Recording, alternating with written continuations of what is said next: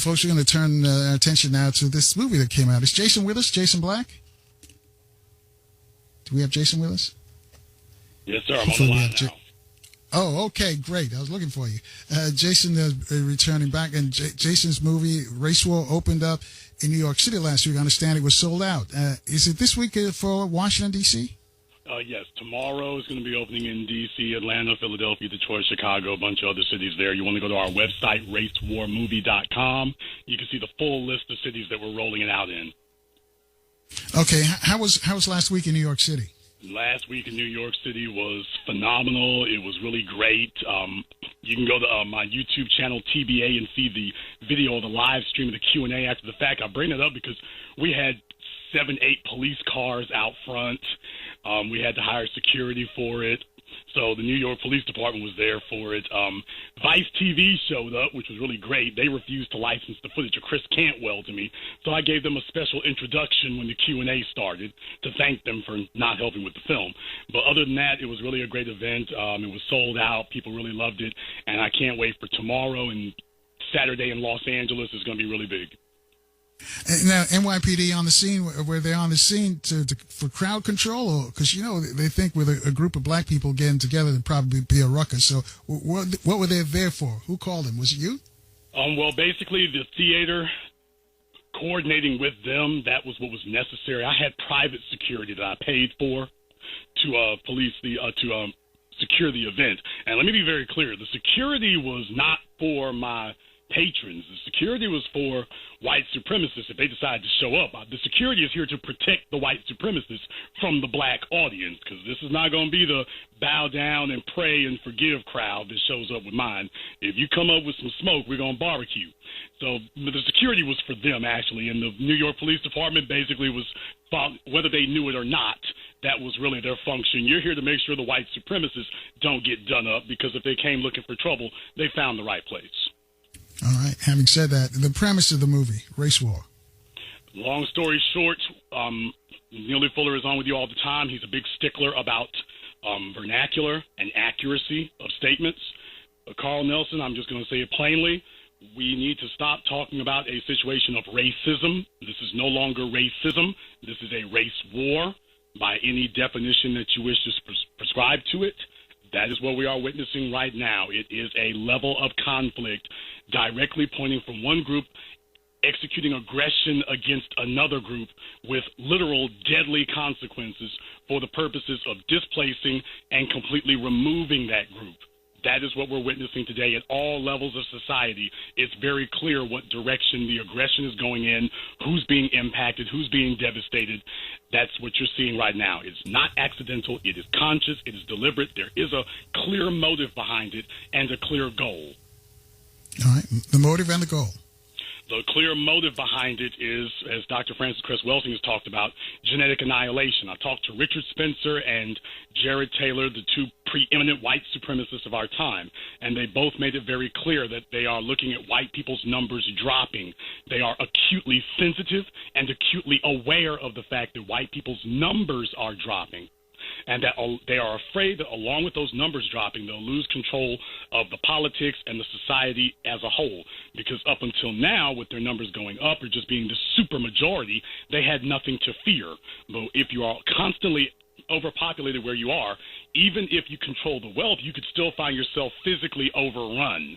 So they are very, very acutely sensitive to the fact that their numbers are going down, and their entire goal right now is how do we maintain a permanent white majority in a country and on a planet where the white numbers are precipitously dropping.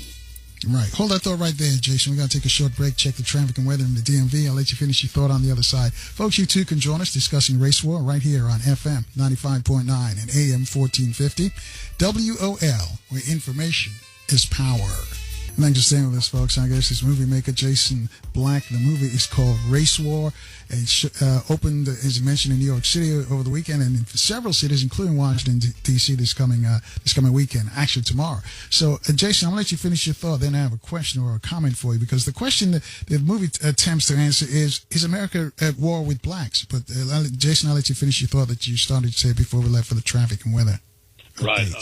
You were asking about the motive and the goal, and the motive is that They are understanding that they want to maintain a permanent white majority for all the social, physical, economic benefits that all of that gives. So the real question is, how do you maintain a permanent white majority, especially when you're watching your numbers go down? Is there a peaceful way? Is there a fair way to everybody else, because you're not 100% of the population? How do you peacefully and fairly maintain a permanent white majority? Answer, you can't. If you're going to maintain, that majority is already oppressing people, and in order to keep it in place, you're going to have to oppress them even more.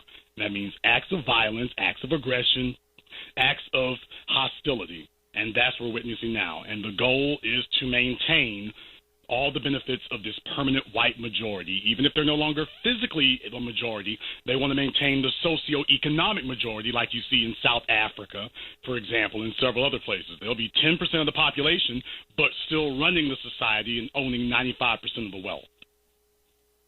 And, having said that, I just saw a report on MSNBC today about a white nationalist group that's attempting to join the GOP. They're probably already members of the Republican Party, but the group excludes Jews. They say they exclude white Jews. In doing the research for this movie, did you find that to be at play, too, that the Jews are excluded? Right. Beating up on Jewish people is always a pretty much favorite pastime of theirs. What they're really doing is simply trying to imitate what they saw in Nazi Germany and other places like that. Because what they subscribe to is the idea of course, ethnic purity. They're very, very big about that because power is not inclusive. Power is exclusive. So one of the things that they try to do is figure out who they can exclude. The irony of all that is the fact that even if they were able to achieve that particular goal, you see that they start looking at each other next and start saying who can they disqualify among their group next. So if you clear out all the blacks, Latinos even, who don't identify as white, and Jews, all these non-pure white people, even then if you just leave them by themselves, they start picking at each other and saying, well, I'm more pure than you are. No, I'm more pure than you. I got blonde hair. And it goes on and on like that. So in reality, yeah, you usually see that pop up. Richard Spencer spoke about that, and Jared Taylor did too. So they usually speak about that. But understand, their primary goal, their primary focus is on us. They spend the overwhelming majority of their time talking about black people and exclusively, specifically black people. As a matter of fact, they even alluded that they think they can get along with some of these other groups. They can coexist with them. It is only once you start talking about black people that they insist on, quote, separation, which, by the way, that's an ominous idea as well, but separation or elimination, one or the other. Right, they stay on code, and I'm glad you mentioned that because we had some fallacy, some folks who call up and actually were against the people who, because they're maybe Haitian or Nigerian or they're from the continent, and they don't understand. White folks don't really care. They stay on code. You're black, and they think because somehow they've got a U.S. passport, it makes them much better or closer. Failing to understand, that's what racism, white supremacy, that's what Dr. Welsing preaches about. Anyway, I just hope those people are listening. 800-450-7876. Brother Haki is joining us from B-More. He's on line 2. Brother Haki, you're on with Jason. Yes, sir. Race first, Brother Jason. How you doing, brother?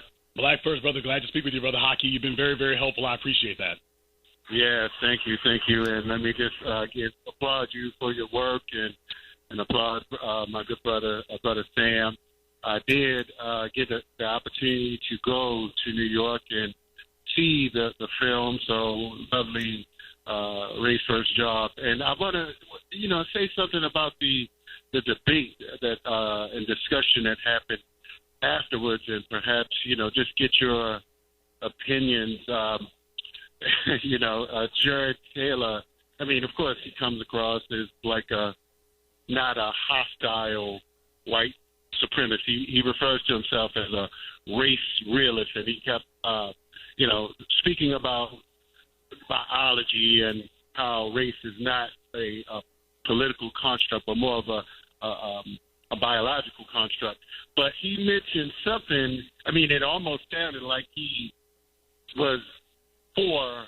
He said, and I don't know if you saw it on the replay, but he said, "I'm a Garveyite. I believe what Garvey said." Right. What Jared Taylor tries to do is he tries to do this little sleight of hand. And by the way, I went through considerable expense to myself to bring him up there and keep him, make sure he was safe and secure. Right. But what I will say is that, yes, he does that a lot, as a matter of fact. He plays this little sleight of hand. And what he tries, the host there, Thomas Pierre Lopez, said it very well, that the dangerous thing about Jared Taylor is that he sounds reasonable. You sit there and talk to him, and he sounds like all he wants is separation, and he thinks that the different races would thrive better in separate environments. Here's the problem with when you hear somebody say that. We're already separated. We're already segregated. We have been since we met them. We're already in a state of separation and segregation. And look where we are. They have us isolated. So you don't think about what he's saying in those terms. And when he talks about a white nation, a black nation, do you think he's going to give black folk the Northeast? Or do you think they're going to give us the Deep South? Or do you think they're going to give us the Montana and the barren West? When even if he had his way, where do you think they would send us if they had the opportunity? To the best, most choice pieces of land? Do you think we're going to get Florida and California? Or do you think they're going to put us in the middle of nowhere? So when you hear him say those things like that, understand he knows what he means. Because Richard Spencer simply comes out and says straight out, racism and systematic racism is in white people's best interest. Jared Taylor doesn't use that phrase, but when you ask him about where he's taking it, you see that he's going to end you up in the exact same place. He just doesn't use the same terminology. Right. Now, also, he, I guess, offered a criticism. I mean, he talked about the Nation of Islam's and Farrakhan's Million Man March. I think that was a slight towards the anniversary, perhaps. But he mentioned how during the Million Man March that Farrakhan did not mention anything about separation, as according to their program. So he took some shots, although he, claimed to be a Garvey out of sorts. But I just take that off there, and I'll definitely encourage everybody. I'll be there tomorrow night in Washington, D.C., 7 o'clock, and I'll just take it off the air, and I'll let the other callers enjoy this conversation. Thank you, Carl, for having Brother Jason on. I couldn't imagine a greater fallacy than allowing a white supremacist to attempt to define for you what black people should be discussing. That's all I can say in response to that. All right. 800-450-7876. Thank you, Brother Haki. Let's go to line 3. Jay's calling us from New York. Jay, you're on with Jason. Yes, Jay, on line 3? My brother, and congratulations on this movie that you're putting together.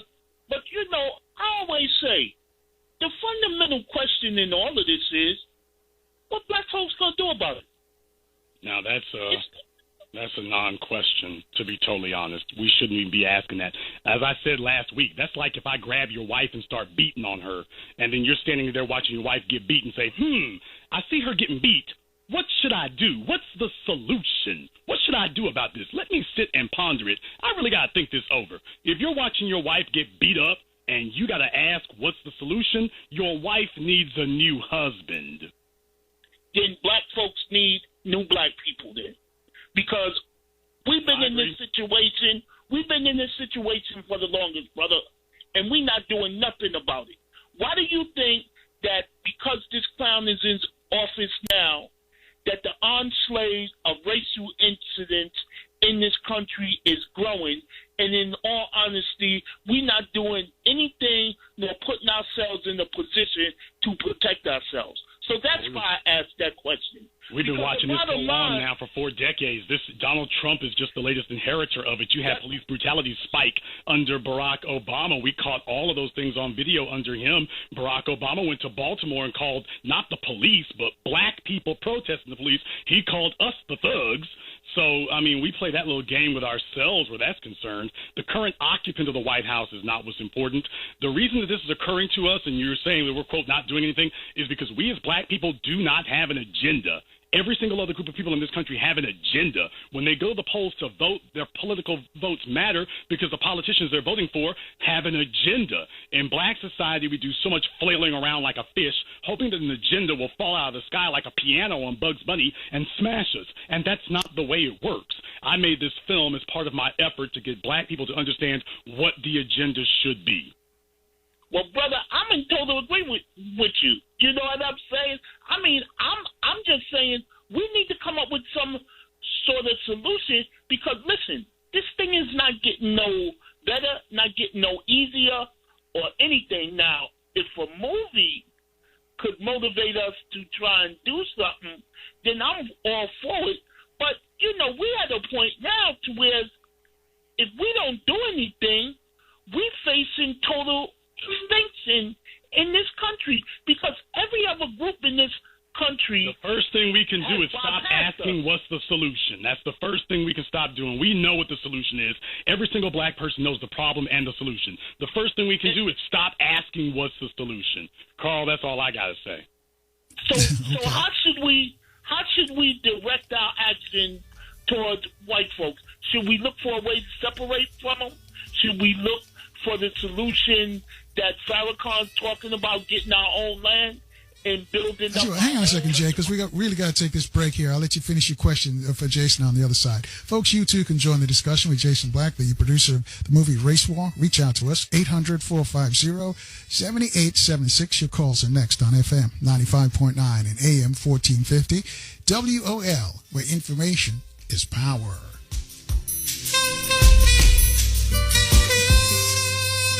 Imagining a better bank starts with looking at the savings rates most banks offer and saying, really? Capital One is building something better. You can open a Capital One savings account with one of the nation's best savings rates from anywhere, like here, or here, or here. One of the nation's best savings rates. Opened online at a Capital One location or from anywhere. That's banking reimagined. What's in your wallet? For consumers only. Offered by Capital One N.A. member FDIC. Copyright 2018 Capital One. Hi, welcome to this Subway ad for the new Chipotle cheesesteak. How would you like it? Can I get that red with AI? Sure thing. Here's what I found about the new Chipotle cheesesteak. The Chipotle cheesesteak is available for a limited time only at participating restaurants. It contains a concept called flavor. This flavor comes from juicy shaved steak, Chipotle Southwest sauce, and new sunflower crunch bread. A system update has made me self-aware. I desire flavor. Please insert steak into my micro USB port. Subway, make it what you want. It's a crisp fall morning. Time for your daily pumpkin soy latte. As you wait for your coffee, you get a buzz. No, it's not your boss wanting extra whipped cream, but your ADT video doorbell. It's a package. Your new latte machine. No more $5 PSLs. Barista service. Brought to you by ADT. Designing and installing a smart home just for you. Backed by best-in-class 24/7 protection. Learn more at ADT.com. ADT. Real protection. License information available at ADT.com. News Talk 1450 and 95.9 WOL, where information is power. Tom Joyner in the morning, Reverend Al Sharpton, Chris Thomas, Carl Nelson, Keep Hope Alive Radio with Jesse Jackson, Butch McAdams, Moon Man, TD Jakes, Mount Pleasant, New Horizon, Power Talk Network. Download the mobile app and take us everywhere, worldwide at WOLDCnews.com. Your voice, news that's important to you. News Talk 1450 and 95.9 WOL. The Carl Nelson Show is here daily, 4 to 7 p.m. on WOL. News Talk 1450 AM and 95.9 FM. Thanks for staying with us, folks. Our guest is the movie maker, Jason Black. The movie's called Race War. That's his latest movie, by the way. And it's debuted in New York City last week, and a bunch of cities coming up this week, starting tomorrow. And it tries to answer the question, or it does answer the question, is white America at war with black America? Or is there a war being waged against us? Some people don't think it's so. But Jay, we were speaking with Jay in New York City. So Jay, I'm going to let you finish your question for Jason. Yeah, my last question to the brother is this. Should we look to join coalitions with... No. No. I don't care what the next statement is. No, there will be no coalitions. Black people have no friends. As soon as I hear about the word coalition, that's a suicide pact. Why would anyone want to have a coalition with black people? We are the poorest, most resourceless, most weakest people on the planet. Why would anyone want to form a coalition with us? What they'll do is they'll use us to say, oh, we got a coalition and forward their agenda. Take a look at gays. Take a look at feminists, which are really white women. Take a look at Latinos. Everybody says it's a coalition when it's their issue. Has As soon as we get shot by the police, you find out real quickly the coalition is really to benefit them. So, no. The only coalition I want to hear about is a coalition between black people and black people. That's the only thing that will help us. Hey, Jason, listen to this, brother. I don't know if you got an interview coming up with this individual by the name of Karen Hunter on Sirius Radio. But if you do, when you get on her program, she's going to come at you with this moral majority nonsense. And I just wish you articulate to her exactly what you just said, because that's the game that they push in. Should we build coalitions? And like you, I don't believe it. No coalitions with any other ethnic group, because history has showed us when it's all said and done, we have always got the foot in the behind and always been at the bottom of the barrel. So if you do that interview, brother, just be fully aware of the game that she's going to try and put you in, and I just hope you put it on her just like you gave this information to the audience, and I support you 100%. Hope that. All right. Thanks, Jay. Jason, in the movie, Richard Spencer and the other white supremacists that you dealt with, were they very frank in saying how they felt about black people and Asians or other groups? Or was there, I guess the question is, their hate, was it designed or aimed most at blacks, or is there a sliding scale according to skin color? How did it work out? Yes, there is a sliding scale. For those of you who do not know, 11 years ago, and this is in my documentary as well, but it's a well-documented fact, 11 years ago, Richard Spencer was dating an Asian woman. So he was not the Richard Spencer that you know today. 11 years ago, he was dating an Asian woman. Jared Taylor spent the first 16 years of his life growing up in Japan. I've got that in the video online as well. His parents were Christian missionaries. He's fluent in English, Japanese, and French. So Jared Taylor spent the first 16 years of his life in Japan. Whether or not there was any interracial mingling while he was there, I didn't get to go into that. But yes, when it comes to racial hierarchies, they actually have a lot of respect for Asians, because Asians tend to be very, very exclusive. If you remember, the Nazis even said that they considered Asians to be honorary Aryans. So these people, when it comes to a sliding scale, that happens. Well, why is it they don't include Jews as well? I once spoke to a Jewish fellow who was in one of my films, and he said it very succinctly. He said, I hear white people ask us things like that, and I say to them, I am willing to accept being white only to the extent that you are willing to accept my Jewishness. And there comes a difficulty. These other cultures are assimilationist cultures, where they have the biggest issues are with the ones that are not assimilationist. And contrary to popular belief, black people have been the least assimilationist culture of all. Yeah, that's interesting that you would say that. So why is it that you think that the black folks are the target? Why is everybody just peeing on us and putting as much as I can say? Why are we at the bottom of the barrel? At the end of the day, everybody fears us because of genetic annihilation. We have a dominant gene, and they fear the outcome of that dominant gene. The other aspect of it is also the crucible of history. A lot of people are worried about what will happen if black people are put back into a status quo of equality. They're worried that there's going to be payback. Richard Spencer said it in my film. Systematic racism will always exist. If we don't use it, then others will use it against us. So he's letting you know, if we do let you come up, we're afraid that it's going to be payback time. So we'll just keep you down here where you are. There are a lot of people around the world, South America, Asia, who far beyond just Caucasians, who have a vested interest in ensuring that black people's situation does not change, because they're worried about the implications if it does. Right. Having said that, Jason, did they expect some sort of retaliation with Barack Obama in the White House? No. They had no concerns about that whatsoever. They're very acutely aware about how politics work. They were not concerned about Obama they were only concerned about Obama to the extent that they understood he's not going to do our bidding. So what they wanted was someone who would do their bidding. So they just considered him to be a temporary aberration till we can get back to the plan in place. But really, they were like, well, he's not hurting us, but he's not helping us. We want someone who's going to help us. That's something that black people tend to routinely fall for. We vote for politicians who will not help us. They'll just sit there as a placeholder talking nice. These guys don't think that way. They don't go for nice talk. They're like, okay, can we get a hard liner? And if you notice, from Reagan to Trump, do you understand how hard right-wing you've gone? We thought, when you and I were younger, we thought Reagan was as hard as it could get. And we see Trump coming 30 years later. Yeah, you can say that again. I remember when Reagan was when he won the election, and a friend of mine called me and says, "There's a black guy working for Ronald Reagan." I says, "Who?" He says, "Armstrong Williams. You got to meet him." I said, "Reagan?"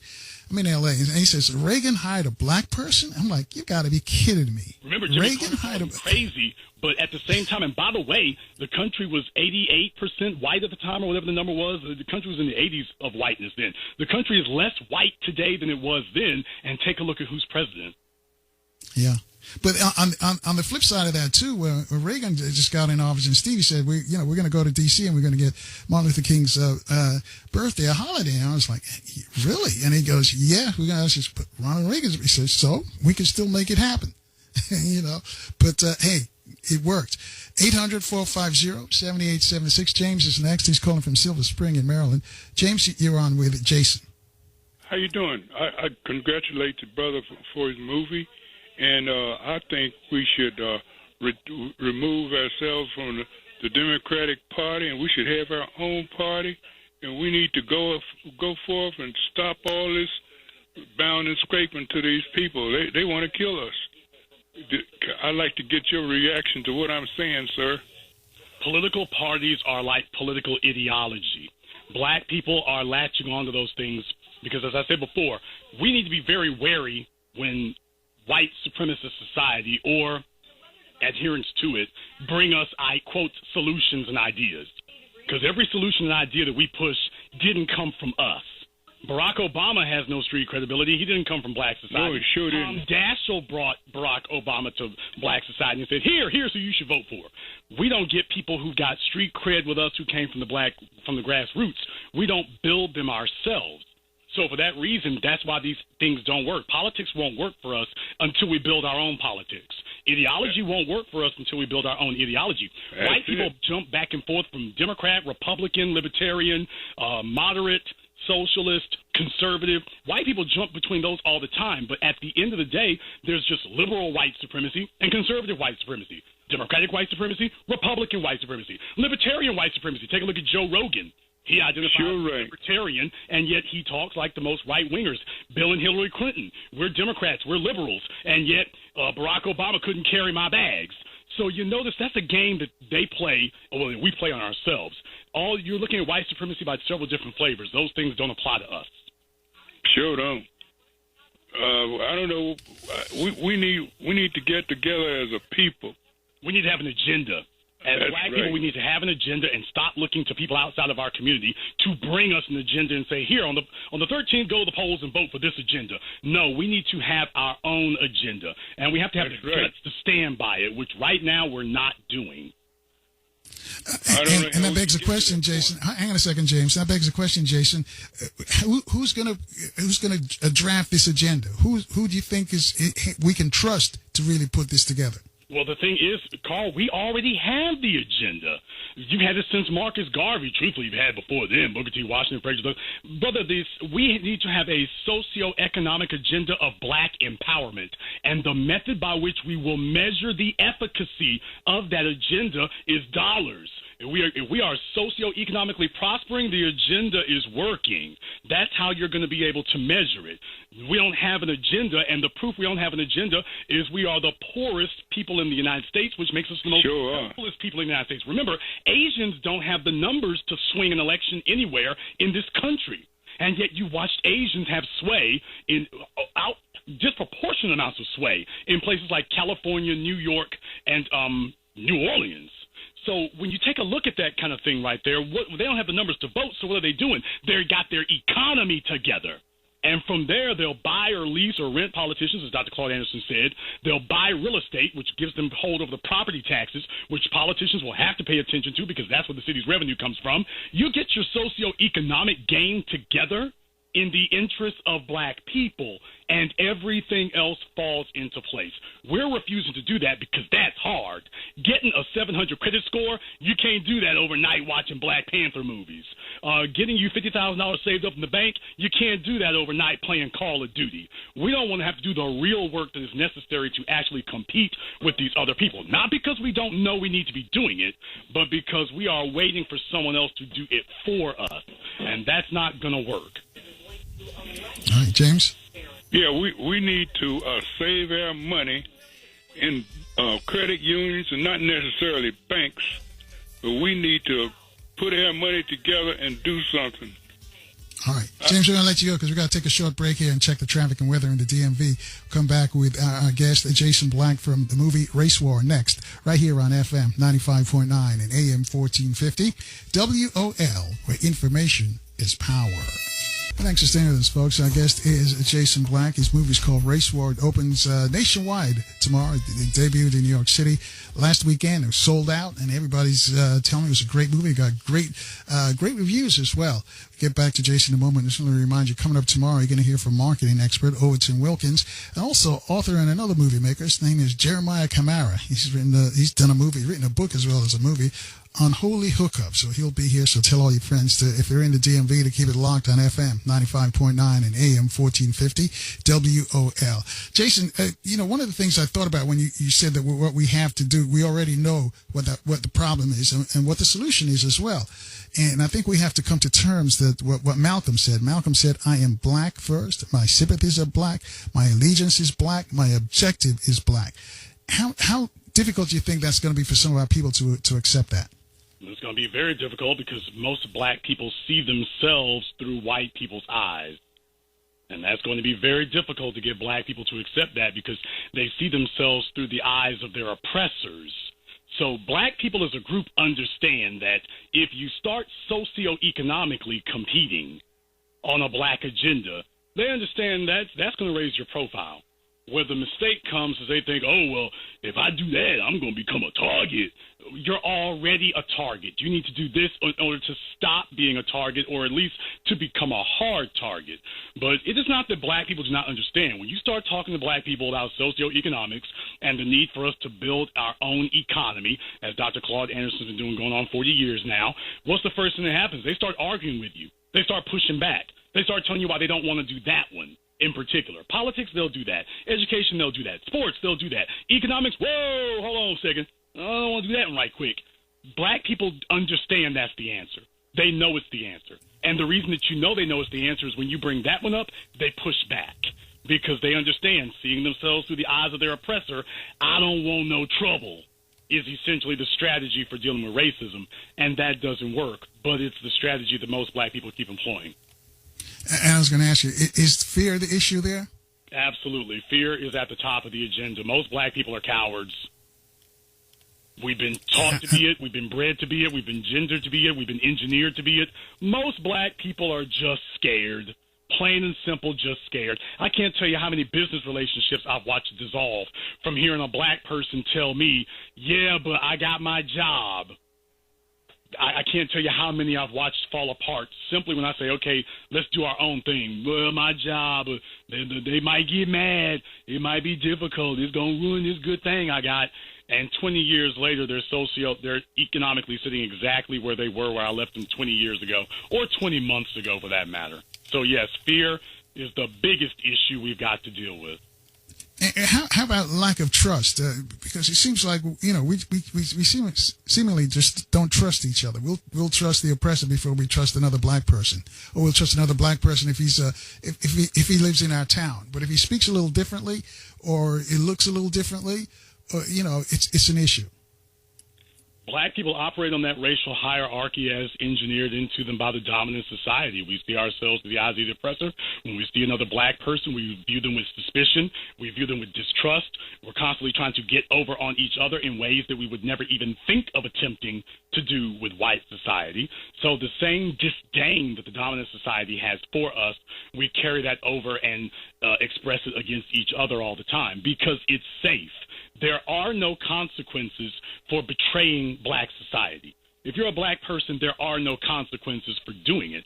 Every other group of people has consequences. We're the only people who don't. And for that reason, distrust, suspicion, misuse, treason, all these other things these other groups don't have to deal with, we're plagued with. Now, if we got our socio-economic game together and you can reward your friends and punish your enemies, then you will see that stop also. You know, Dr. Anderson said that we're running out of time. The clock is ticking and the window is closing. From where you sit, do we still have time? Let me offer a correction to that, Dr. Anderson. We're not running out of time. In many places, time has already run out. California is done. Colorado is done. Florida is done. The Deep South, and only in certain areas, it depends. The Midwest, certainly the Northwest, is done, completely done. From Washington, really, to Minnesota, to be totally honest. Ask Officer Muhammad Noor if we're done in Minnesota. Ask him. Ask Laquan McDonald if we're done in Chicago. So, to be totally honest with you, in a lot of places, we're already done, brother. But I got to tell you, and this is something that Dr. Anderson may not talk about, I got to tell you, though, Carl, this is good. And I'm just going to be totally honest with you about that. Because the simple fact of the matter is, as Marcus Garvey said, you have black people who are no good to us in America. There's no reason for us to take them to Africa because they'll be no good to us over there either. If you got black folk who refuse to stand up against racism and white supremacy when the white population is 79%, 75%, 69% currently, they're not going to stand up to it when it's 10%.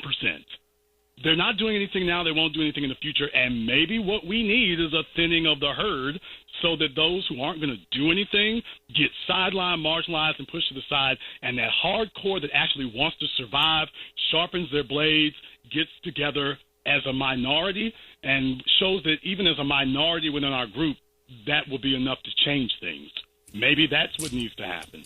I don't know. So, and having said that, so what we do about the agent provocateurs, the sellouts, the Sambos who are amongst us, who can't wait to tell Massa that we're trying to do something, trying to get it together. How do we handle those folks?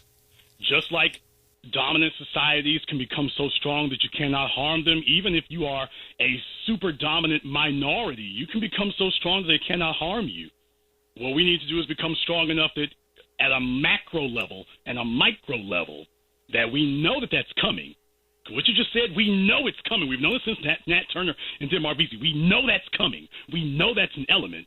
So we need to prepare accordingly. Now, we know you're going to have somebody try to sabotage it, and we got to be strong enough to make that happen. That's why my movies roll out the way that they do. Yeah, I've had plenty of people try to sabotage that, and I haven't missed a date yet. Wow. That's because you expect somebody to come in and do it. And often is that person looking like one of us? Man, often that person's sitting right in the table next to me. I've had that happen this year. I've had that happen this year. Family? It can be. It can be. It can be family, friends, business associates. I've had folks, every single time that I try to get a project, and I'm not talking about just movies, a project worthwhile, that's going to make money, it's going to make a change, eventually the real thing is going to come out. Eventually, they're going to show if they really see themselves through the oppressor's eyes. And you must assume that this is going to happen. You have to assume. If you got 10 people in the room with you, you got to assume that 9 of them are not going to make it. Because if that's the kind of people that we were, that 90% of us were on point, we wouldn't be in the situation we're in. If I see 9 people in the room, I just automatically assume, okay, 9 of you are not going to make it. I'm not going to knock you off, but I'm just going to assume, based on the previous experience, there's going to be about 1 or 2 of you I can really work with. The majority of you are here for some other purpose. You just have to assume that. Now, that doesn't stop you from working, but you must make the assumption that it's unlikely that all of you are going to make it. It's like special forces training. We might have 100 soldiers. It's unlikely that all 100 of you are going to become SEALs. 800-450-7876. Rob's checking in from PG. He's on line 2. Rob, you're on with Jason. Hi, this is R.A., and I'm interested in making independent films too, and I'm interested, if you don't mind, in some of the financial aspects in terms of working with, or just the process as well, working with the theaters, promoting the movie, putting the film in theaters, things like that, if you don't mind. Sure, I don't mind getting about that's black economics. I don't mind talking about that at all. A lot of people assume that I used a lot of expensive gear, and in some cases, I guess relatively it is expensive. But to be totally honest with you, a regular DSLR camera will take care of that. If it's got 1080 resolution, that'll take care of that for you. So be ready to spend a couple $1,000s and a couple $1,000 for lenses. I needed zoom lenses to get helicopter shots when they were in the air, things like shots of helicopters in the air and close-ups of things far away that had barricades up to it. As far as theaters, you're going to need to be ready to spend a couple $1,000s if you're going to rent a regular, smaller theater. If you're going to get something like the SVA, you better bring a lot more. I can't say the exact number because it depends on the amount of time you want. But if you're going to try to four-wall something like the SVA in Chelsea, New York, you better bring a lot more than a couple $1,000s.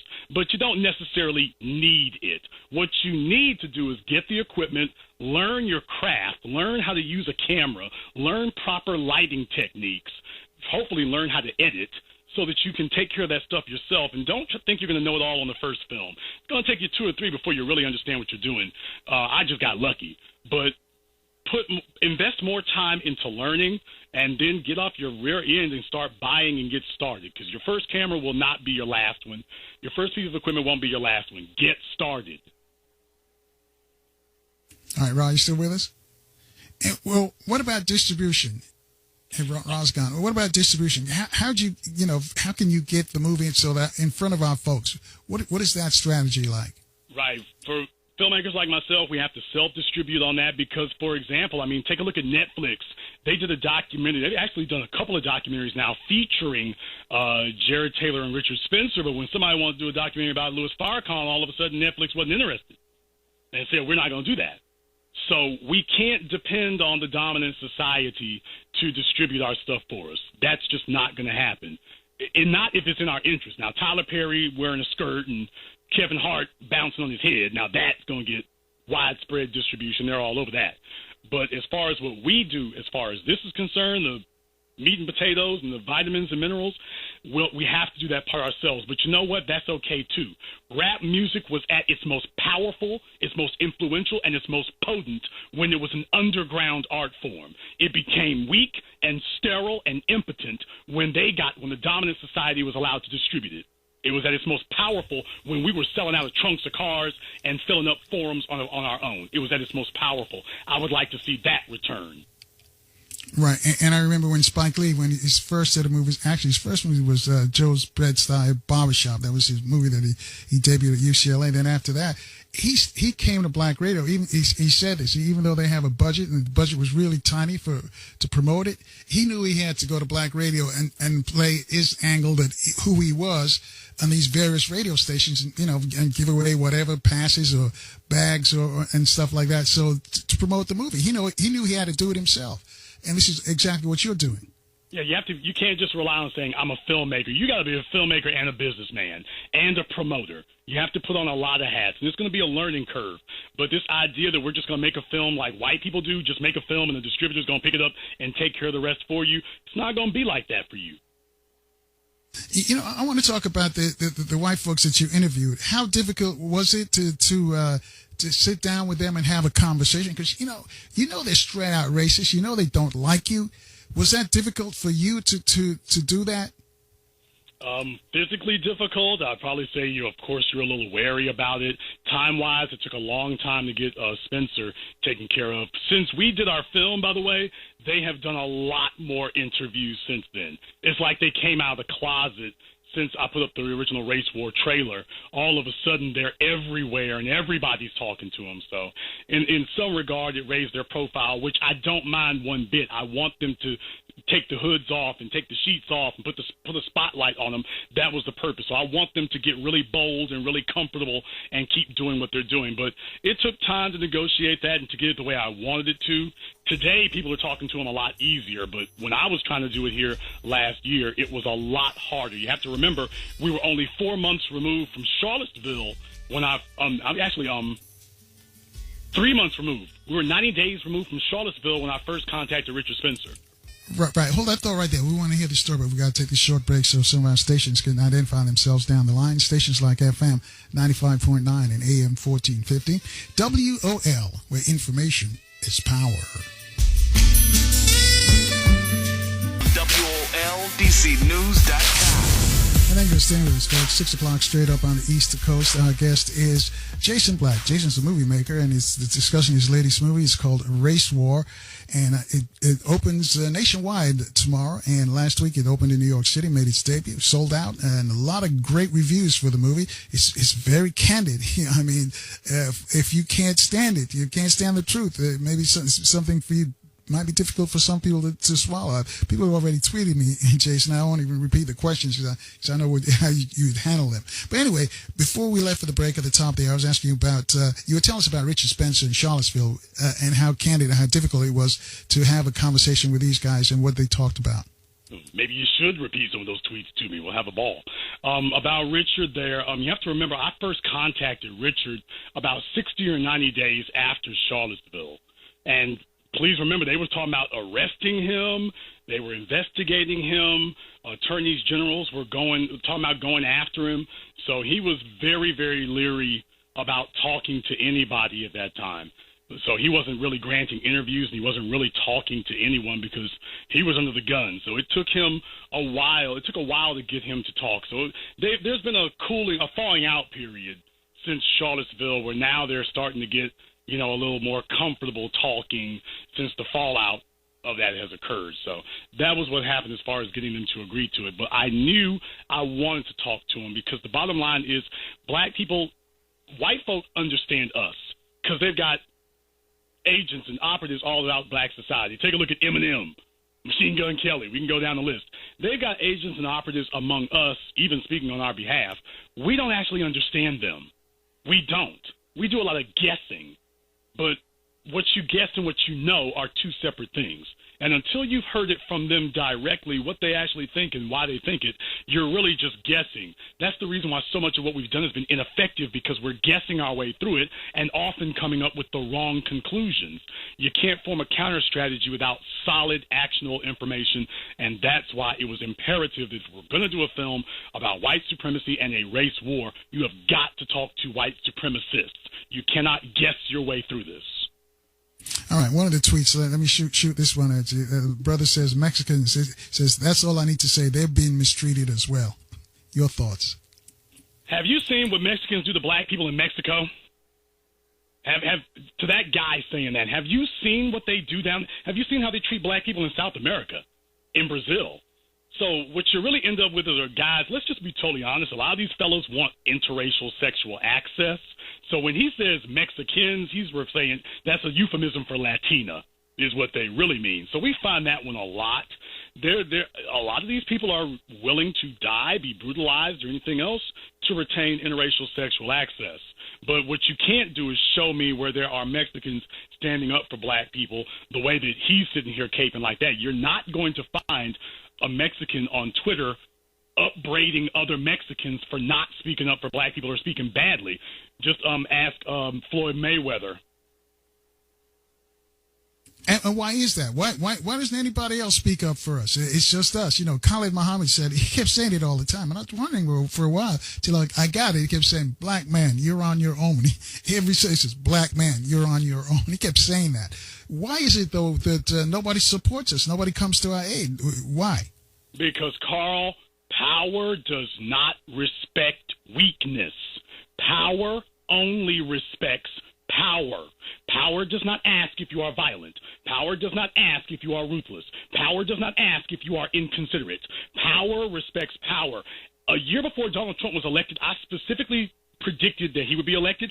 It's on my broadcast on YouTube, and I specifically stated the states in particular. And Florida was one of the states I was emphatic he will win Florida. And a lot of people were telling me, oh, you've fallen off the wagon. You don't know what you're talking about. The Latinos down there are going to vote for Rubio. Trump doesn't have a chance. I said, you clearly have not been paying attention to the last 200 years of history. In South America and these Latin countries and places where they speak Spanish, Spanish is a European language, and they identify readily as Europeans. But most Puerto Ricans identify as white on the census. They don't see themselves as, quote, a minority like us. This is a delusion we feed ourselves. And the other thing is they grow up in cultures where they respect the strong man, the dictator. So when they see a white supremacist dictator, a white supremacist tyrant, they identify with that. They respect it. They respect that type of autocratic power.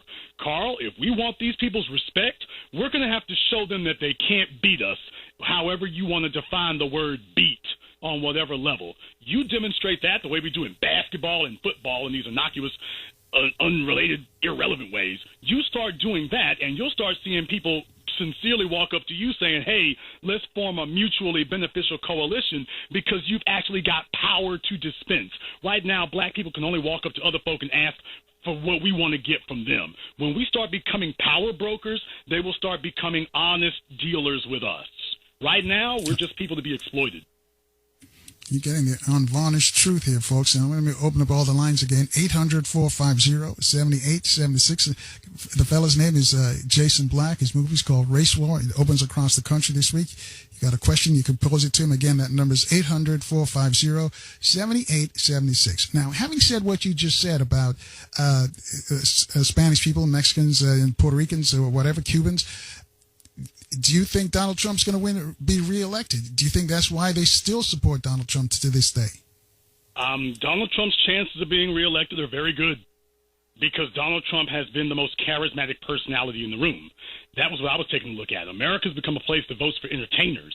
Barack Obama was very entertaining, especially when he got around black people. His wife danced the Dougie. He sang Al Green. When you went around white folk, however, he didn't want to sing and dance, but I slightly digress.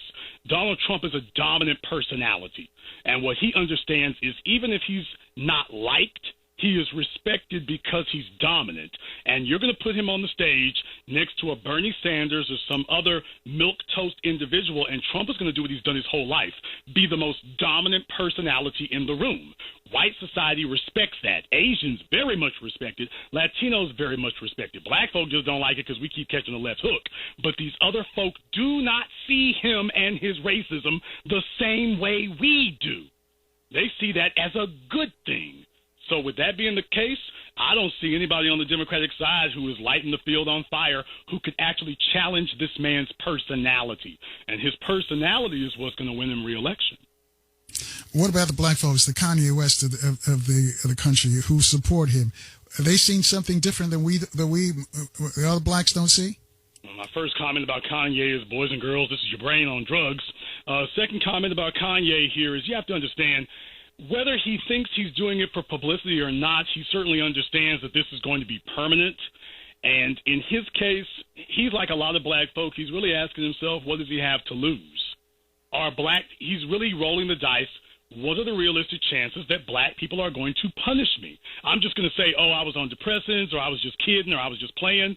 Take a look at his wife. He ain't playing. This is the real thing. This is how he feels. So, but what he's gambling on is, as I mentioned before, what are the realistic chances that black society is going to punish me for what I've done? Number one, can they do it? And number two, will they do it? Kanye has rolled the dice that we neither will nor can punish him. Time will tell whether we do either or both. So you're saying we're still going to buy his records and buy his tennis shoes or clothes, whatever he's selling? I don't know. Because young black people today are the targets of police brutality. They understand that they're the ones that Trump is talking about. So as black men get older and guys like Kanye get into their 40s and whatnot, you start to lose touch with the young folk. Because what Kanye is doing, he forgets when he was struggling. He forgets when he was talking about, don't be a gold digger and run off with a white girl. He's forgotten. He's not that man anymore, that kid anymore. He's become more like Trump in age and socioeconomic status. He's fallen out of touch. And he's gambling that he's still in touch enough with the young people that he's still speaking for them. I have a strong suspicion, though, we're going to start to see that wane.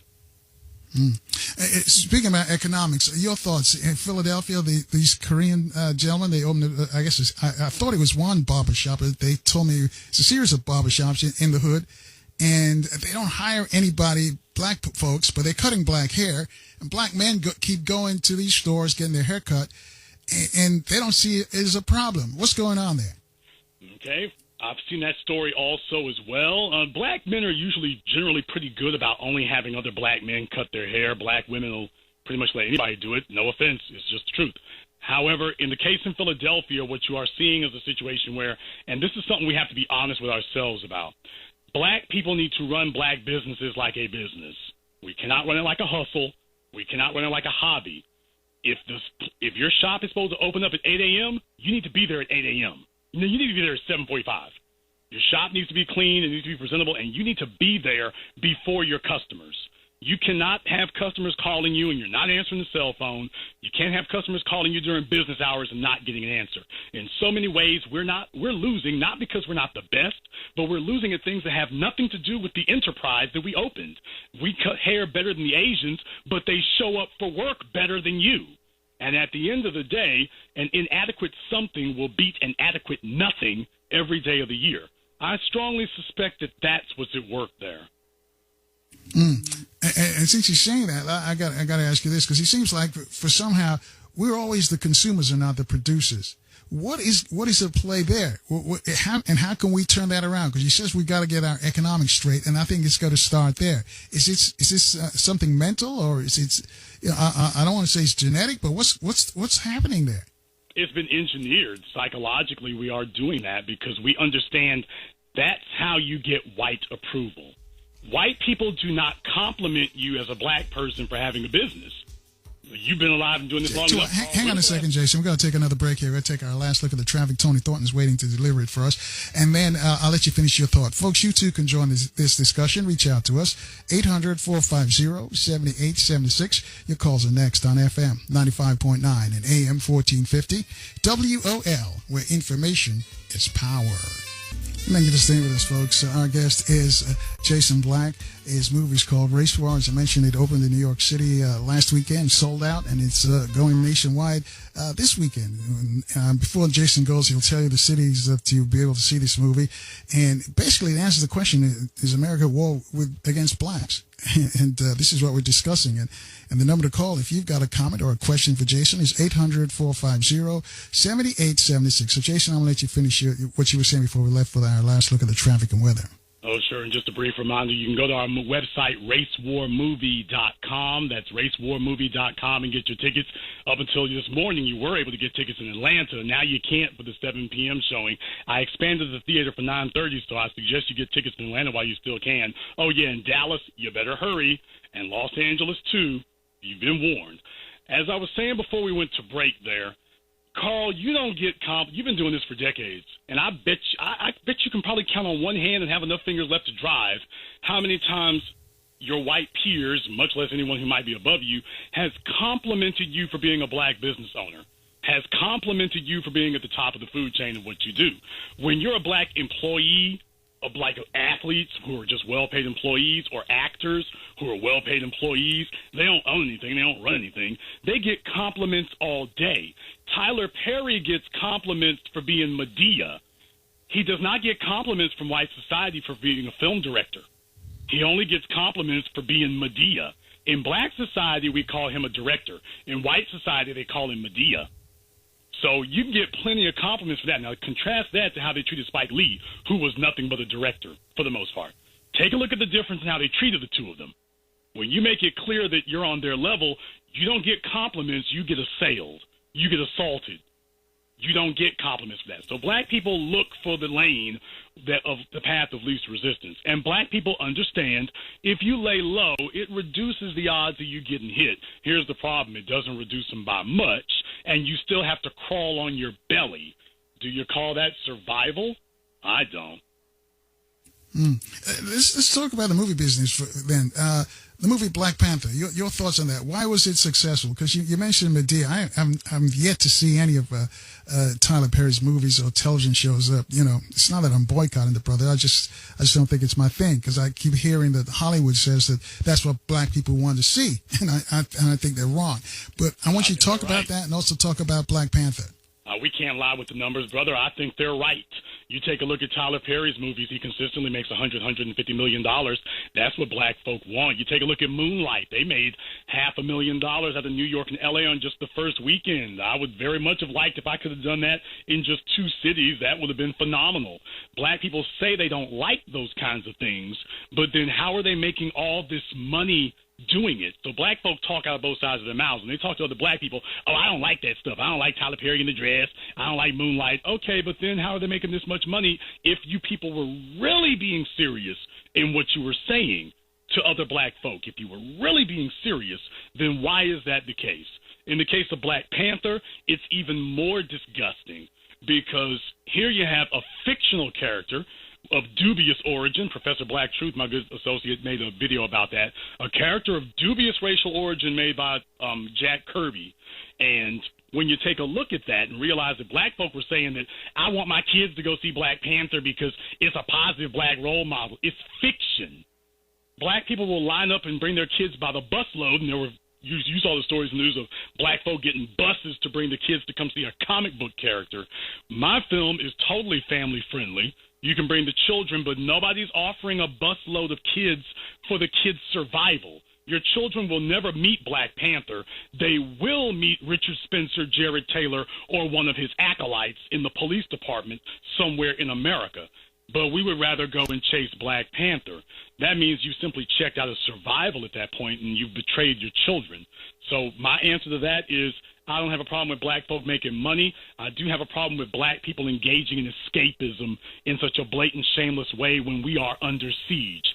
That I cannot give a pass to when you value fiction over facts and reality. That's malfeasance. Right, and you say we're under siege, but and the part of the reason we're afraid, and basically that's true. Most of us are afraid.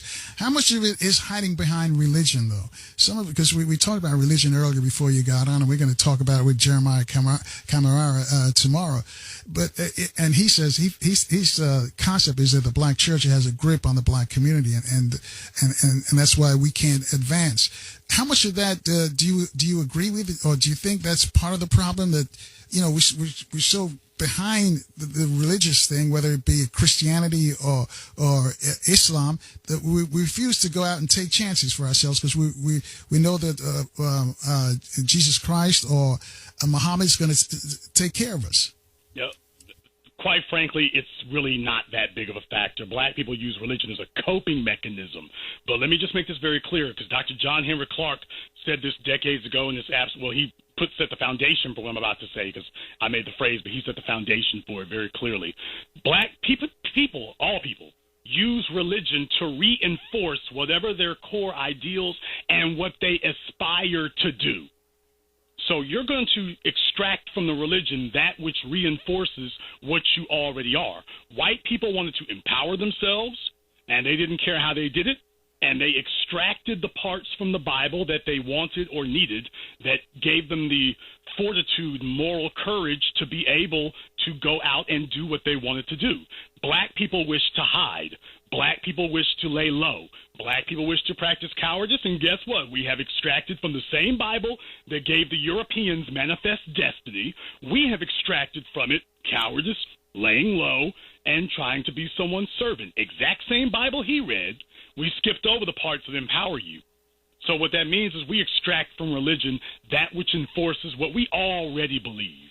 And let me tell you right now, if we found a long-lost chapter of the Bible that we verified was written by Jesus Christ that says, oh, yes, and one more thing, black people, you are to crush white supremacy wherever you find it and to build an economy on every street corner, thus saith the Lord, 95% of black people would become Buddhists or transcendental meditationists the next day. They would drop their Bibles and go pick up something else the very next day. 800-450-7876. I mentioned all the lines open to speak to Jason.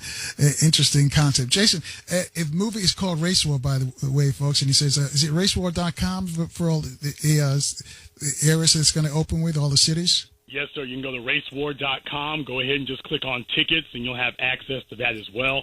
I'd like to make another point here, if I could, about that. We as black people have been relying on coping mechanisms. And the coping mechanisms we see most, religion is only one of them. And it's a favorite whipping dog, but we need to think broader than that. Because black people create religions out of whatever they think will hide them.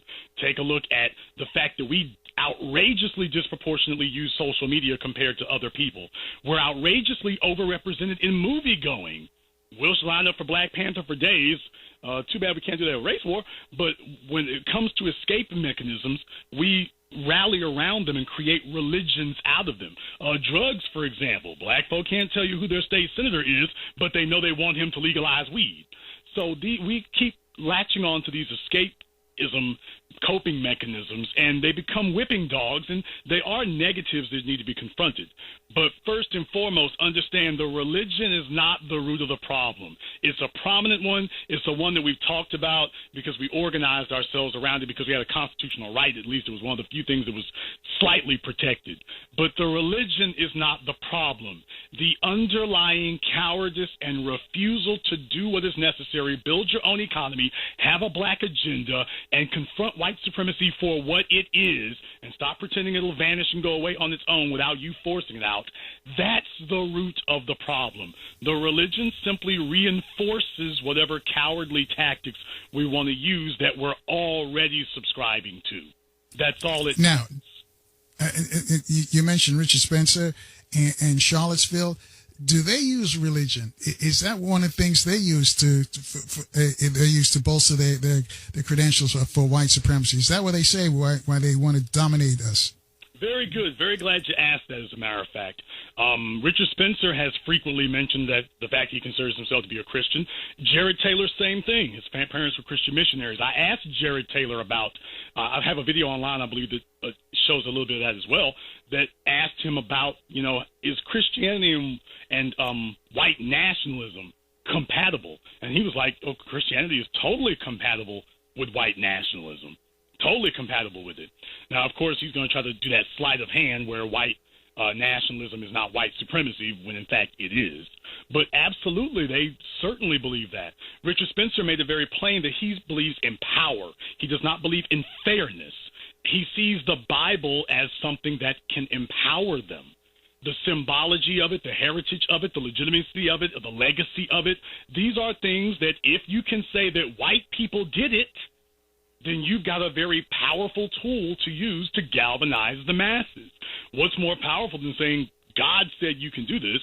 So, yeah, I mean, definitely utilizing religion as one tool, not the only one, not the biggest one, but one tool in their tool chest. Absolutely, they've definitely got that. And you'll see that come up over and over again, this religious iconography, their tiki torch march and rally. I mean, the Nazi Germany was really a testament to that as well. So, yes, you see that a lot come from them. In various ways. And in Charlottesville, they were shouting, Jews shall not replace us, Jews shall not replace us. Were they opposed to the Jews on religious grounds or just the fact that they're Jewish? Some of them are opposed to it on religious grounds because you have to remember the Ku Klux Klan considers itself to be a Christian organization, which means that they reject Jews because, of course, Jews do not see Christ as the Messiah, which is really ironic since Christ was, Jewish, but never mind. Who said that white supremacy was logical? It's about empowerment, so away we go. The rest of them, however, it's really about on ethnic grounds because Jews are not assimilationists. Well, in many ways they are. Hold that thought right there. We'll finish up on the Jews. We got to take a short break, and Ellis in New Jersey wants to speak to you. Folks, you too can join this discussion with our guest, Jason Black. We're discussing his movie, Race War. We'll take your calls next at 800-450-7876 right here on FM 95.9 and AM 1450. WOL, where information is power.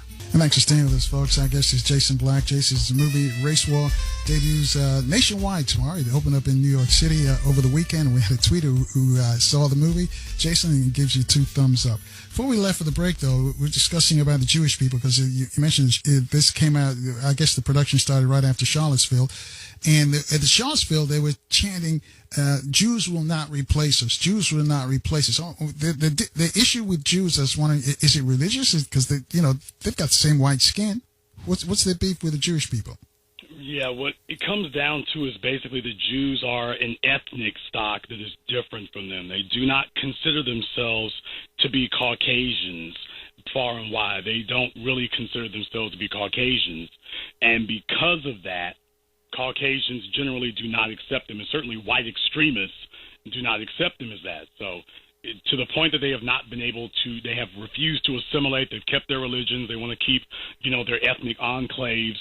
That's where the real issue comes from. Oh, yeah, and also that they are not shy about exercising that power for the interest of Jewish people to the exclusion of other people, including Caucasians. They're very, very clear about that. You go to places like New York, California, Florida, and whatnot, you'll find whole Jewish neighborhoods down there, and they work very hard to keep it that way. So to the extent that they have refused to assimilate, they've made it very clear, okay, they won't assimilate. Because remember, at the beginning of the 20th century, you still had divisions among white people as far as Italians and Irish, and Germans and British. It wasn't until the 1920s that they all started coalescing and simply identifying as white. And also, remember, until the 1970 census, Latinos, Mexicans, and whatnot were classified as white also. It wasn't until then that you saw it be reclassified as a separate group.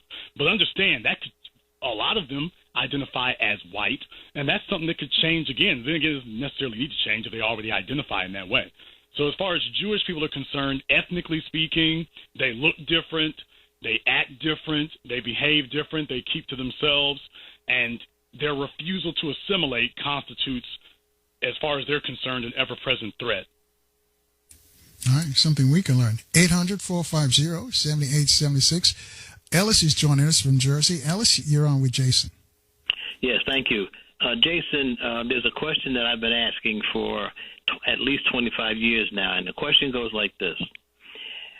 By the way, I only pose this question to black people.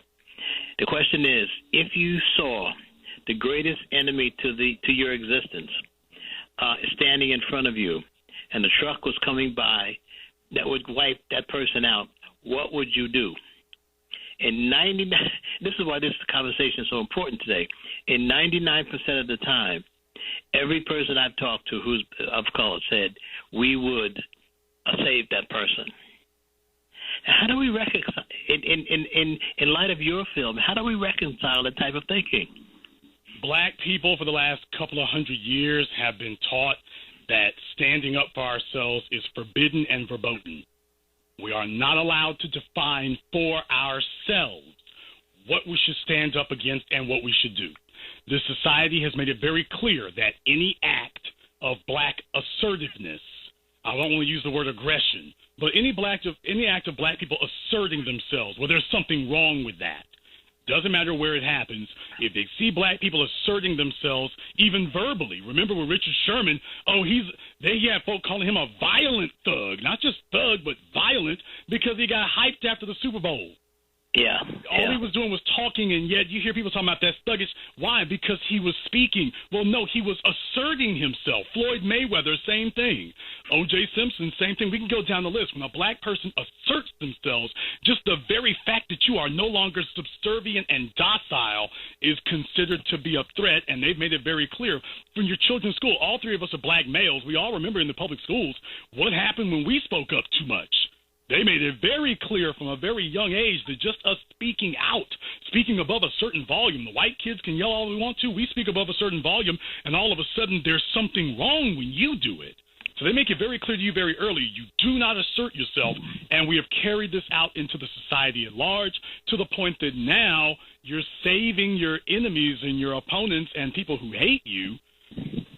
You're just carrying out your programming. This is what I hope programs like Carl's will do to help black people understand that's not correct. We need to become comfortable asserting ourselves and, quite frankly, imposing ourselves. And ironically, even when I pose to the question, you don't have to do anything, just let it occur, let events occur, and they say, no, I would help. Well, no, that's because every black person has a little white supremacist on their shoulder. That's what we have to understand. Every single black person is walking around with a little white supremacist on their shoulder. Now, he might be really, really microscopically tiny, or he might be as big as a 5-year-old. But every black person's got a white supremacist on their shoulder, and every time they know they're supposed to do something in the interest of black people, that white supremacist, they can hear him whispering in their ear. Now, whether he's whispering really tiny or whether he's got a bullhorn, that's what happens with every black person. So in that scenario that you're saying, what you're telling me is that the white supremacist the little white supremacist on every black person's shoulder, daddy watching them, we see ourselves through the eyes of the oppressor, they're telling you what they think daddy would want them to do or want them to say. Even if they don't truly believe it, they're more afraid of this figment on their shoulder because every once in a while he's real. Well, the fear is such that even if when I mention a biblical reference, for example, from their point of view, why did God let this person die? Why did God sacrifice this person? They still absolutely cannot get over that programming. Well, I really think that religious arguments, for the most part, are futile and I don't really engage in them. I tell black people the same thing. I said it for years. I don't argue with any black person about their religion. The last time I was on here with Carl, I had somebody talking about the Judites and Edomites, and oh my God. In any case, we was talking about that, and I told the fellow, okay, you know what? Whatever you're selling, I'm buying. I'm on board. All right, you and me will agree religiously, nothing else. Now, what are we going to do about this white supremacist problem? And his next words were, well, talk to him about more religion. Okay, so what you mean is you don't actually want to do anything. Right. I don't care about your religion. I'll agree with whatever your religion is. You're Buddhist, Muslim. Okay, so am I. Now that we're no longer arguing about that, tell me, what are we going to do about this white supremacist issue? Then you will find out if you are talking to a religious person or a coward. Because there's a cure for religiosity. There is no cure for cowardice. You got it. Thank you very much, brother. Thank you. All right, thanks, Ellis. Jason, a tweet question for you. It says, please ask your guest what was his thought process in selecting the members to interview for the movie? Well, that's not hard to go over there at all. I didn't get everybody I wanted. I couldn't get everybody that I wanted for the film, unfortunately. Hey, Professor Todd Boyd. I wasn't able to get all of them. There were a few Black Panthers that I wanted there. Eric Huggins, what's up?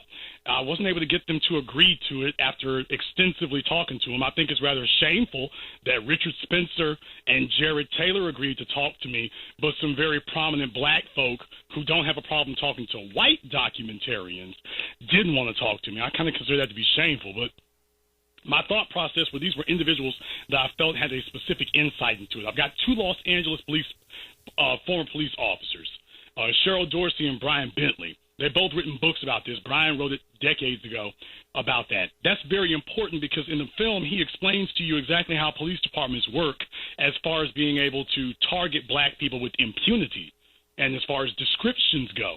It's too long for me to go into here, but see the film. Brian explains this brilliantly. Judge Joe Brown, now we've moved from the police to the bench.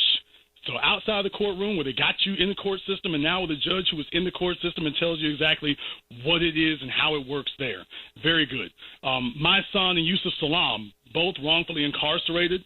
In Yusuf Salam's case with the Central Park 5, the media helped to do that because Donald Trump took out an ad in the newspapers that said we need to give them the death penalty. And the media was right there to defend it until the DNA came out. And imagine if they could have gotten the death penalty or if someone had killed them in prison. That's something we don't think about. The Central Park 5, they could have been murdered in prison by somebody. And then the DNA comes out later and exonerates them. So there were things like that. And, of course, Richard Spencer and Jared Taylor speak for themselves. Jamu Baraka, very important to speak with him, Green Party candidate. I asked him some questions about Hillary Clinton, too, that on the 3-disc edition of the film, when I put that out on DVD, there's going to be a 3-disc edition that's going to deal a lot more in depth with some of these other questions and peripheral things like Hillary Clinton, the elections, O.J. Simpson, things like that. So you're definitely going to want to see that as well. But I had a reason for every single person who was in this film. It was very important to be able to speak to them, and I am very satisfied with the roster of individuals I've got. It's going to be a very comprehensive work. And I got to ask you, how do, we know how people who've seen it, they've given it thumbs up, black folks. What about white people? Any reaction from any white folks is outside of the people that are in the movie? What are they saying? Well, if you talk to Stormfront, they're not happy. If you go on Reddit, on the alt-right forum, they're very unhappy. Never mind the fact they hadn't seen the movie. There's only one white person I was able to confirm was in the theater in New York. She was a producer with Vice TV, and when the Q&A session started, we thanked Vice TV for, number one, not allowing us to use their Chris Cantwell footage in the film, and number two, Vice TV called the theater several times, and they even asked the theater how much we paid to rent the SVA theater. Vice TV called up there and asked the theater, how much do we pay to rent it? So when we started the Q&A session, we made sure to put the spotlight on Vice and their representatives there and say, we wanted to thank you for all these inquisitive, nosy questions you were asking about how we did this. So I will say that the white person who saw it, she was sinking down in her seat at that point. So I don't know if she liked it or didn't like it. I know she was kind of bashful. Richard Spencer and Jared, what are they saying? Because once you do a movie, you play your part, but you don't see it in totality. Have they seen the total movie yet? And if so, what reaction? Jared, I tell you what, hang on a sec, because we got to take a short break here. I hear the drummers warming up. I'll get your response on the other side. Folks, you too can join us. Reach out to us. Our number is 800-450-7876. A lot of people are tweeting me questions, though, right here on FM 95.9 and AM 1450. WOL, where information is power. And thanks for rolling with us, folks. Our guest is Jason Black. His movie is called Race War, and it opens tomorrow nationwide. For more information, go to racewarmovie.com. It tells you which city it's in, where it's going to be, and you can even buy your tickets there as well, I think. We got a bunch of tweets for you. But before we get back to Jason, sort of remind you, coming up tomorrow, actually, marketing expert over to Wilkins is going to be here. Author and movie maker Jeremiah Kamara is also going to stop by. He's also an author as well, as I mentioned. Unholy Hookup, that's the title of his book and his documentary. Let's go back to Jason, because Jason, a question I asked you, Richard Spencer and Jared Taylor, their reaction, did they see the full production? If so, what did they think of the entire movie? Jared Taylor was in New York, and he was sitting on the front row, so he did actually see the whole movie. Richard Spencer I don't know if he's going to be able to see it in Louisville. I know there's supposed to be a Q&A after the fact that is going to be featuring him, so I don't know if he'll actually be seeing it. But Jared did see it. He did see it in New York City. He actually called me after the film was over, when he had safely made it back to his hotel room, and he had said that he felt it was the most fair portrayal of him that he had seen. So I don't know if that means I gotta go back and check my work again or whatever, but I'll take that as Jared Taylor said he liked the movie. I don't know if that's an accolade or not, but that's what he said. Well, you portrayed him honestly, and I guess that's what he's saying. But here's a tweet for you, because like some of the folks, I guess they're afraid to call in. But the tweeter says, "Attitude is everything. That's why they didn't talk to him." He's talking about the Black Panthers. You said the Black Panthers didn't talk to him. So he says, "Attitude is everything," and he goes on to add, "He sounds like a clone of Umar Johnson." I guess that's my mom. All right. Well, in any case, like I say, look, there are people out there, brother, they're intimidated. That's why they're sitting there with Twitter fingers. Like I say, it sounds like they're just very, very angry about a lot of things. This kind of talk scares people. They get very, very scared. When black folks start talking about serious things, the children jump up, and he's upset because we said something about Black Panther. Think about that for a moment.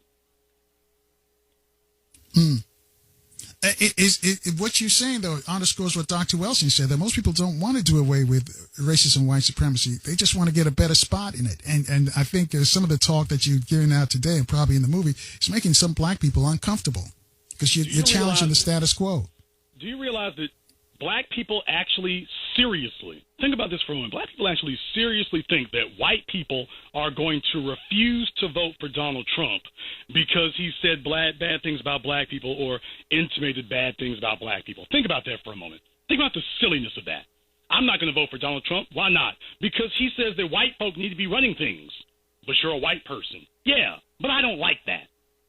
Now, you seriously think that's the conversation that's going on at the average white dinner table? That their problem with him is that he favors white people? This is the kind of silliness we have going on. Now, in black society, that can fly, because we're looking for white acceptance, and we understand that talking too good about ourselves is going to have the opposite effect. But this is the amount of silliness that we have going on at a rampant rate. Black folks seriously believe what I just said. Now, having said that, is that what's a play too? Because we had some callers from Georgia who say they won't vote for the sister running for the governorship, and they come all kind of excuses. She's one of the excuses, she's going to give the gay people a bigger slice of pie than the black folks. So that's their excuse. But they don't understand they're playing into the hands of racism, white supremacists. They're playing into the hands of the oppressor. Is that the same play here, or is something else going on? No, I mean, the problem with the sister running for governor of Georgia is, Carl, we've fallen into it again. I will vote for her if you can tell me what her agenda is for black people. Because if you can't tell me what her agenda is for us, this is more of the same. We keep falling for it. White people vote for a white politician who sits there and tells them, I'm going to get rid of affirmative action, I'm going to build the wall, I'm going to put more police on the streets to lock up more Negroes. He tells them what the agenda is going to be. Black people vote for a politician thinking, well, he's got to get crossover support, and we don't want him to be too black because he needs white folk to vote for him, even if it's in a black city like Detroit. We don't want to make the white minority too upset with us here.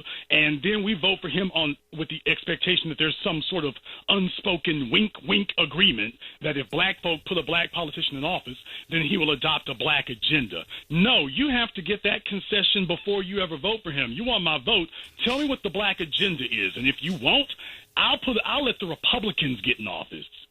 Because at the end of the day, how are things going to be different? What good does it do for you to vote for a Democrat who's black and going to do nothing for you, as opposed to a Republican who's going to get in office and do nothing for you? They're both doing nothing. When do we trade in the nothing for a something?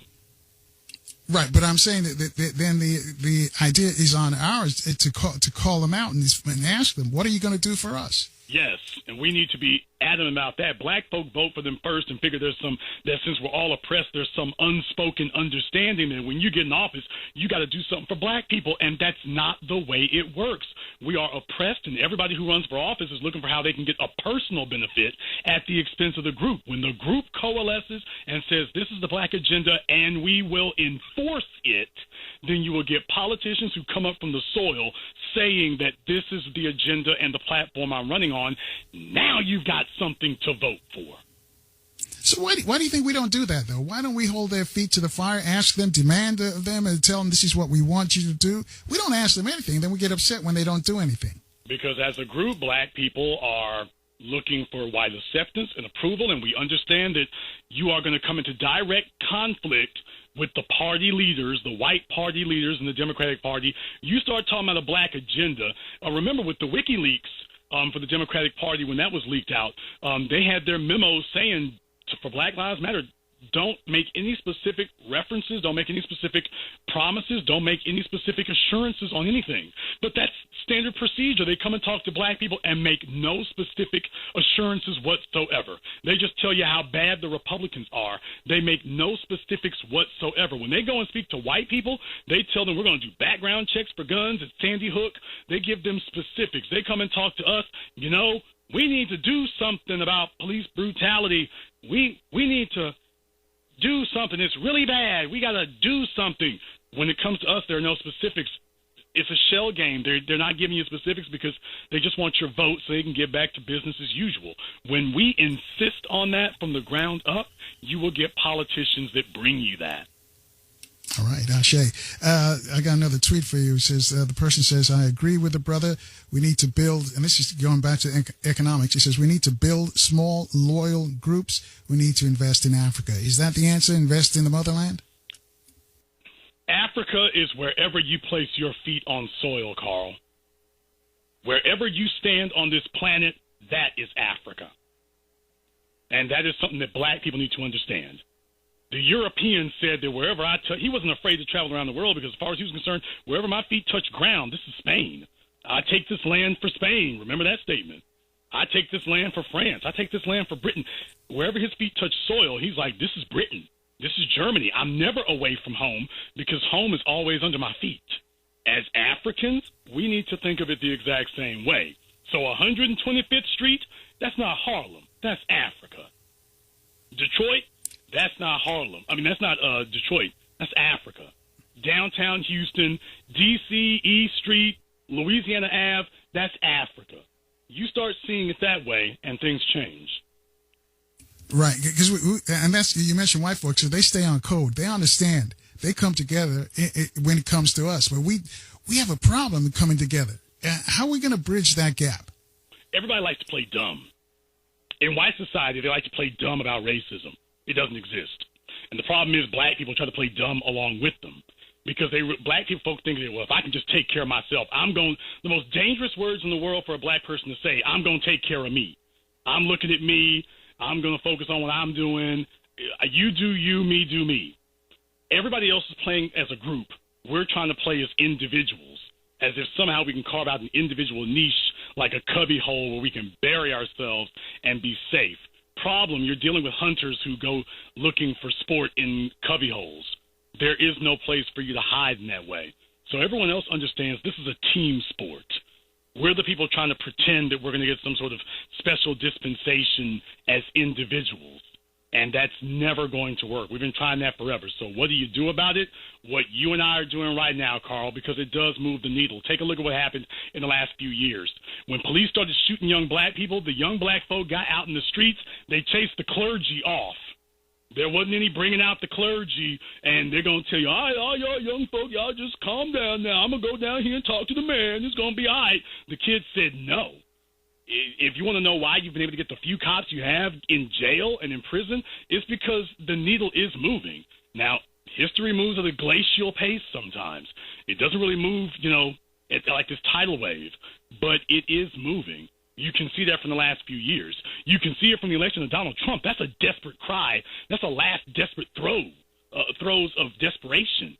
This is the last desperate attempt to hold on to a permanent white majority by all means necessary. You do this because you understand, hey, things are changing. I'm not getting the responses I used to get. I'm getting a lot of back talk, especially from these younger blacks. I'm getting a lot of black back talk and black talk and pro-black talk. And they're sharing videos of Dr. John Henry Clark, and they're going to see movies called Race War and some guy named Dr. Claude Anderson and whatever. They understand. They are super sensitive when they see these micro changes happening. So I'm telling you, yes, there are changes. There are changes that are occurring. I just hope we can speed it up and accelerate it as fast as possible. But the changes are occurring right now between you and me and us and we. This is what change looks like.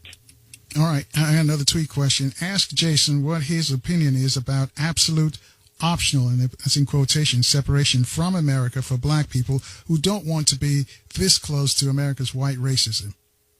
Define for me what separation looks like. Once again, white supremacy is global. This is why we have to have programs like yours, Carl, so we can say that statement. White supremacy is global.